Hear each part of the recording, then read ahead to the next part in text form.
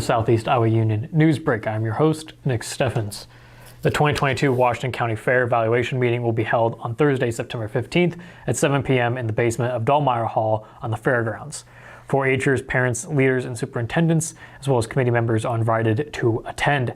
Discussion will focus on the successes from the fair this year and suggestions for next year. No decisions are made at this meeting, but is a time for discussion and brainstorming. Planning will then begin with Fair Board, Youth Committee, and 4-H superintendents. 4-H families and volunteers will receive an online fair evaluation that will be compiled for the meeting as well. Looking up north in Riverside, a report from the Washington County Sheriff's Office said police found a stolen vehicle during a patrol of the Riverside Casino parking lot early Monday morning. After the female and male got into the vehicle, we then paraphernalia in the back seat side of the passenger in a black suitcase. A search of the vehicle was then conducted. The car contained other allegedly stolen items, according to another affidavit filed in the court records.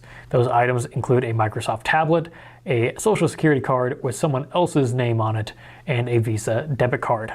The woman was arrested and accused of possession of drug paraphernalia. The man was arrested and accused of possession of drug paraphernalia as well as possession of burglary tools, driving under the suspension, second-degree theft, third-degree theft, 3 counts of fifth-degree theft, and unlawful possession of prescription pills. So quite a lot there. That was our top stories. It is now time for obituaries. A celebration of life for Sally Loud Moberg of Fairfield will be held from 4 to 6 p.m. on August 27th at Haynes Park Shelter House in Altoona. Florence Pauline Likes Rockline of Stockport passed away on August 9th at the age of 103. Services will be held beginning at 10 a.m. on August 16th at the Cranston Family Funeral Home in Fairfield. Brian L. Wesley of Mount Pleasant passed away on August 10th at the age of 55. The family will be present at Murphy Funeral Home in Mount Pleasant from 5 to 7 p.m. August 16th. Murphy Funeral Home is in charge of the arrangements. We're going to take a brief break, and when we come back, we will have the weather and sports. Since 1905, Kelowna Cooperative Technology Company has helped our community stay connected with the latest advancements in clear, dependable telecommunications services. KCTC provides rural Iowans with access to high-speed fiber internet, as well as phone, television, computer repair, and cybersecurity solutions. We're also proud supporters of local organizations and area schools within the community. KCTC, keeping Kelowna connected.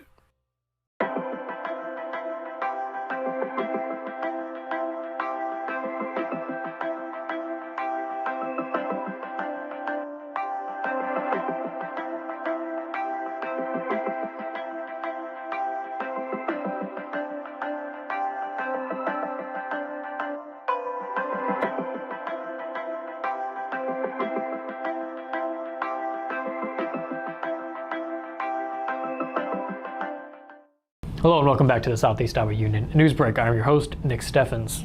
It is now time for the weather. The weather is brought to you by Jacqueline Areola, LLC. Come visit Jackie in her new location downtown. She is ready to serve Washington and the surrounding community. It has been a cool and cloudy day today. Conditions have remained cloudy and the high is only 77. Tomorrow there will be more sun and more heat, and it will be partly cloudy with a high of 92. Temperatures will begin to drop on Sunday all the way back down to 80 as the clouds remain. We will start the work week with conditions very similar to today. Cloudy skies and a high of 77. Tuesday, the high will be 80 and the sun should make a brief appearance. That was the weather. It is now time for sports. Sports, brought to you by Fairway.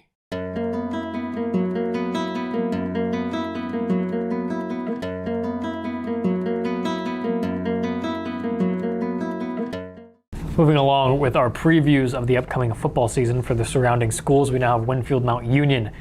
They have all the tools to be dominant on the football field this fall. While the Wolves are without 10 seniors from 2021, some big weapons returned for the 2022-2023 season. Leading the offense this fall will be once again star junior Cam Buffington. Buffington had an outstanding sophomore campaign in which he amassed over 1,000 yards through the air and the ground. He threw for 1,195 yards and 17 touchdowns, while rushing for 1,028 yards and 18 touchdowns. In 2022, Buffington is looking to add to an already great high school stat line. Also seeing carries for the Wolves this fall will be junior Cole Milks, Milks was third in rushing yards last year with 102 behind only Buffington and graduate Noah Sparrow. Seniors Caleb Geis and David Garcia were both handed the ball over 10 times last season. Sophomore Lane Genkinger had 10 rushes as well. They're all sure to see touches again. Junior standout Abram Edwards, along with Geis, will lead the way in receiving. Edwards led the Wolves with 28 receptions for 586 yards and 9 touchdowns last year. Geis followed closely behind with 435 yards and 6 touchdowns on 22 receptions. Carter Lloyd, a junior, will also be a target. Lloyd had 6 receptions for 74 yards in 2021. Winfield gets a lot of its top defenders back this fall. Buffington and Edwards paced the Wolves last season with 55 and 43 tackles each. Graduates Sparrow and Sullivan Scott were 3rd and 4th on the tackle list, but the Wolves had plenty of talent to fill those roles. Their schedule is as follows. They will start the season August 20th against Audubon in Martinsdale. Then they will play away against Moravia and another away game against Iowa Valley. They'll be home September 9th against New London and then go back on the road against HLV. They will then have two home games, Lone Tree, and then followed the next week with Tri-County. They'll be away against Waco on October 7th, and then they will finish the season October 14th away against English Valleys. That is the news for Washington and the surrounding area today. I've been your host, Nick Steffens. This is the Southeast Iowa Union News Break, and I will see you next time. If you missed any stories this week, our very own Kayla McCain has you covered. His podcast, The Washington Weekly Review, comes out every Saturday. It contains all the top stories from the week.